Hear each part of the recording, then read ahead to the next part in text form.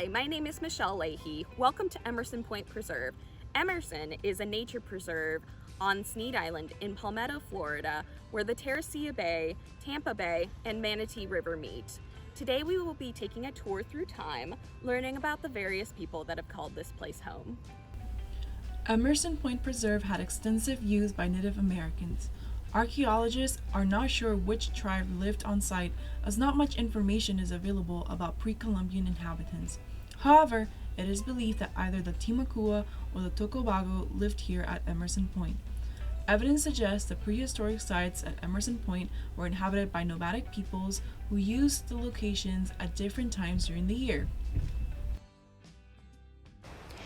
Here at Emerson Point Preserve, we are very lucky to have several examples of mittens. Mittens were individual family trash heaps, essentially, that they built on top. They would build their family hut that would have everybody, and after time, throwing out their used oyster shells, they would start to grow in size. Mittens are very important for the archaeological record because by looking at the things that are thrown out, we can look at what was inside of a home. So we're very grateful to have these and preserve them. As you can see, they have become great habitat for all sorts of trees, such as our oaks and gumbo limbos, and several types of berries. But they remain as an example of what Native Americans would use to make their homes. Emerson Point Preserve also features the Portervant Temple Mound. The Portervant Temple Mound is the largest coastal temple mound site between Mound Key in Lee County and the Crystal River Archaeological Site in Citrus County. The Temple Mound and surrounding Mittens are listed on the National Registry of Historical Places. Welcome. You're at the Portervant Temple Mound of Emerson Point Preserve, the largest temple mound in the Tampa Bay area. So what makes a temple mound special? Well, it's distinct from mittens, which are individual family homes and often features a lot of trash and the refuse that the family threw out during their time living there. Temple mounds were intentionally built. They were meant to be shining white and to stand out from the landscape. The native chief would have his family often on top of it, and often his remains would be interned on top, sometimes burnt down and mixed in with another layer of oyster shell. So we have this one here.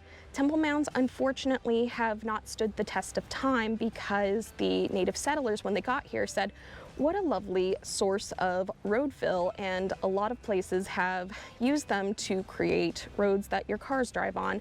For example, Mound Street in Sarasota and Cortez in Bradenton. Further on top of the Temple Mount, you may see evidence of pioneer settlers who saw the uninhabited area and staked their claim here. In the 1840s, Edward Snead, whose misspelled name was given to the island, homesteaded at the island's eastern end, proving his claim in 1849. From 1866 to 1870, Robert Stewart Griffith and his wife, Anna Webb, built a home atop the Temple Mound and began the cultivation of bananas, citrus, and vegetables. After the birth of their first child, Florence Mitchell, they moved to a new homestead in southern Sarasota County. You can still see the remains of the fireplace and tabby chimney Griffith built of cement, shell midden, and brick atop of the Temple Mound. Further down the ramp, you will see a large cistern that was installed by Captain June Portervant in 1894 to store rainwater. Captain June Portervant, a retired steamboat captain, and his wife May purchased 320 acres, including the mound area. His name, Portervant, was given to the mound on government maps, but was misspelled. The property was then sold to James Emerson in 1899, after whom Emerson Point Preserve is named. He homesteaded on the extreme west point of the island. In 1910, the property was then sold to Peter and Golden Marine.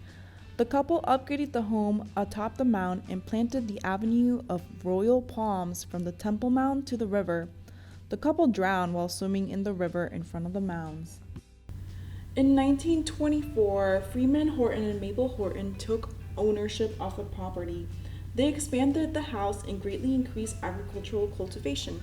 The Hortons moved across the river to Bradenton in 1937, but farming continued on their property into the early 1950s. Horton was always careful to preserve the mound area with its magnificent trees and natural habitat.